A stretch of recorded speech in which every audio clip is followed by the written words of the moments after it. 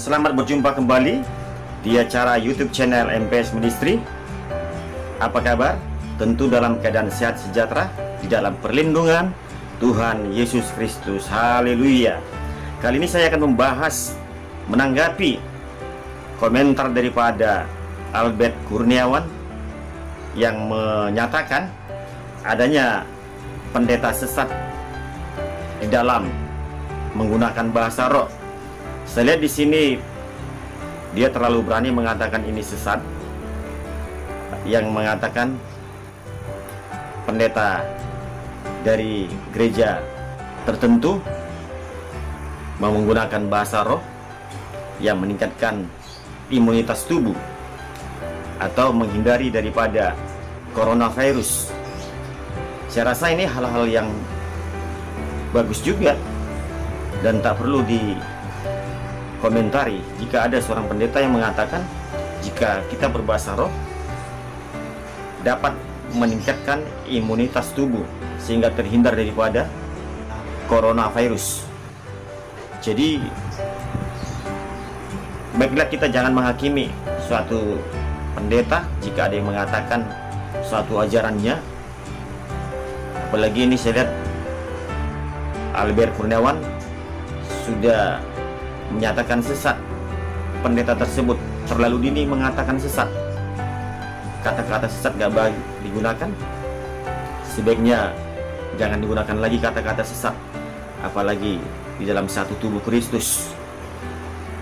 Karena di dalam satu gereja berbeda-beda karunia. Mungkin jadi kalau suatu gereja menekankan suatu karunia karena Roh Kudus di dalam berjemaat, kita tidak perlu mengomentari atau menanggapi, apalagi mengatakan sesat terhadap suatu gereja tersebut.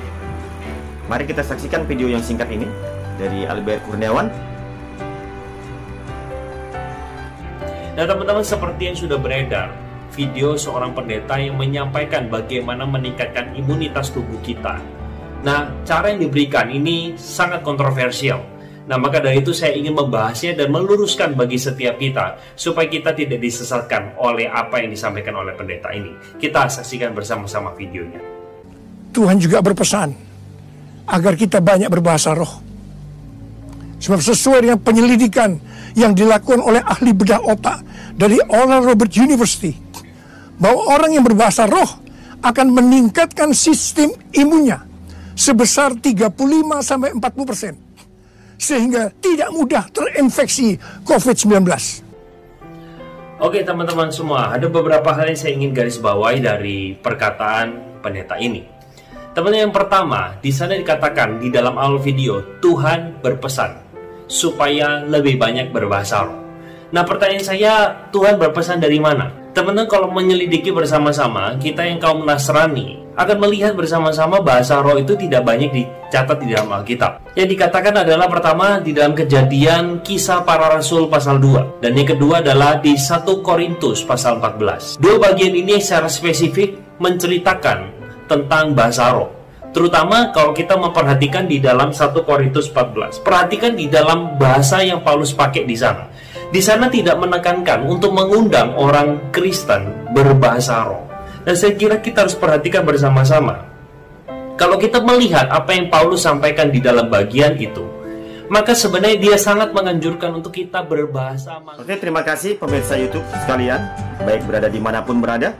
Kita telah melihat isi video komentar daripada Albert Kurniawan yang menyatakan bahwasannya bahasa roh yang disampaikan pendeta Niko adalah merupakan mengacu kepada kesesatan, dan dia meluruskan suatu pandangannya dengan tafsiran bahwasannya bahasa roh tidak digunakan banyak di dalam Alkitab ataupun tidak ditulis banyak di dalam Alkitab. Ini juga sesuatu yang kurang menganalisa penulisan-penulisan Alkitab yang menyatakan bahasa roh. Bahasa roh banyak dituliskan di dalam Alkitab. Pertama dalam Matius 19 pasal 17, dalam Kisah Para Rasul 1 dan Kisah Para Rasul 2, Kisah Para Rasul 10 ayat 46, Kisah Para Rasul 19 ayat 6, 1 Korintus 12, 1 Korintus 13, 1 Korintus 14. Jadi kata-kata bahasa roh banyak dicatat Alkitab. Jadi kalau Albert Kurniawan mengatakan tidak banyak dituliskan di dalam Alkitab, sesuatu analisa yang kurang lengkap. Jadi kalau dia menyatakan bahasa roh itu adalah bahasa yang digunakan pada saat ini sekarang, saya rasa ini kekeliruan yang berkepanjangan. Jadi janganlah